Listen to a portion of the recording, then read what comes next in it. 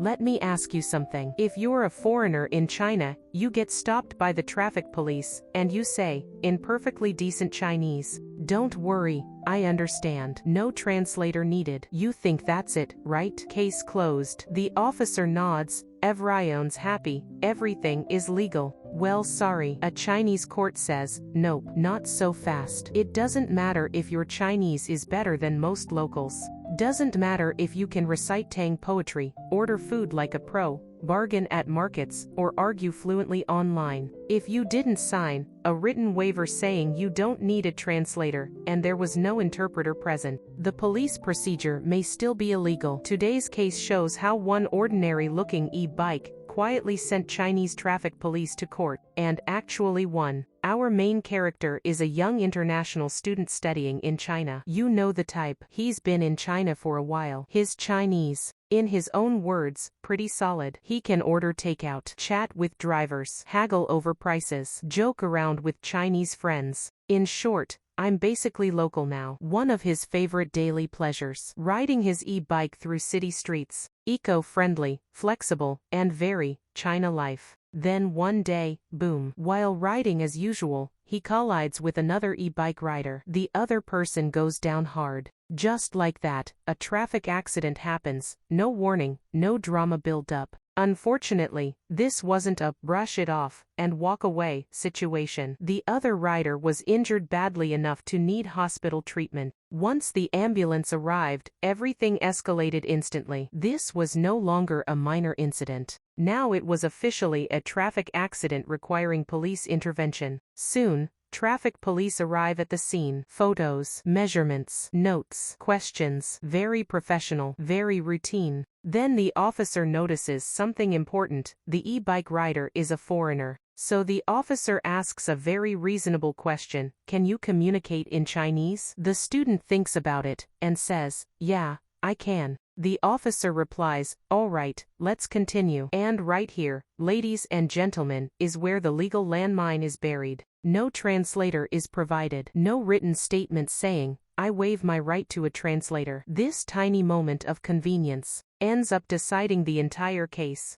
Next, the officer calmly says something very official sounding. To collect further evidence, we need to temporarily seize your e-bike. The tone is neutral. The reason sounds legitimate. And just like that, the e-bike is taken away. At the time, everything seems normal. That same day, the police apply a simplified procedure and issue a traffic accident liability determination. The conclusion is blunt. The international student bears full responsibility for the accident. He signs the document. On paper, the process looks complete, clean, proper, case closed. If the story ended here, you'd probably think, well, that's that. Before leaving, the officer even adds kindly, come back tomorrow, and you can pick up your e-bike. Friendly tone, relaxed attitude, as if to say, all done, you're good to go. The next day, the student goes to the parking lot and retrieves his e-bike without any trouble. From the outside, the seizure is over. But in reality, the real story is only just beginning. 1 week later, the student makes a move that surprises everyone. He sues the traffic police in a Chinese court. His request is simple. He asks the court to confirm that the seizure of his e-bike was illegal. His argument is actually very straightforward. No emotions, no shouting, no debating fault, just procedure. I am a foreign national.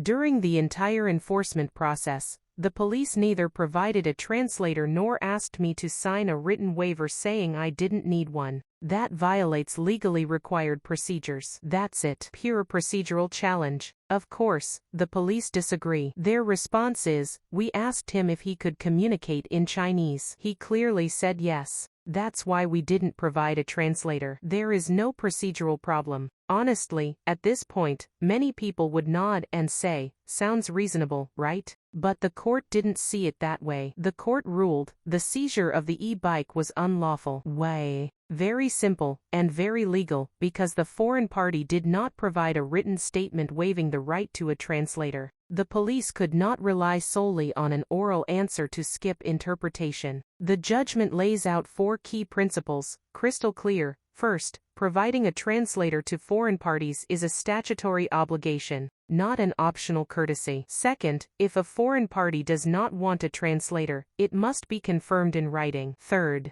an oral, "I don't need one," is legally insufficient. Fourth, once a key procedure is unlawful, the administrative measure is unlawful, even if the substantive reason itself was valid. This case isn't really about translation. It's about procedural rights. In China's legal system, language rights are not symbolic. They are strictly protected procedural safeguards. Whether a foreign party seems to understand Chinese is not for law enforcement to decide based on gut feeling. It must be confirmed through proper legal procedures. Procedural justice itself is a hard legal red line. So here's a piece of advice for anyone already in China or planning to come. If you're dealing with the police and you're entitled to a translator, ask for one. Don't think, "My Chinese is okay, I'll manage." Legal Chinese is not daily Chinese. Once you enter a legal process, real legal consequences follow. At that point, using a translator is not weakness, it's the smartest protection you have. Chinakos, telling real cases from China's courts. Want to explore more vivid and authentic legal stories? Subscribe to Chinakos and gain real insights into China's legal world.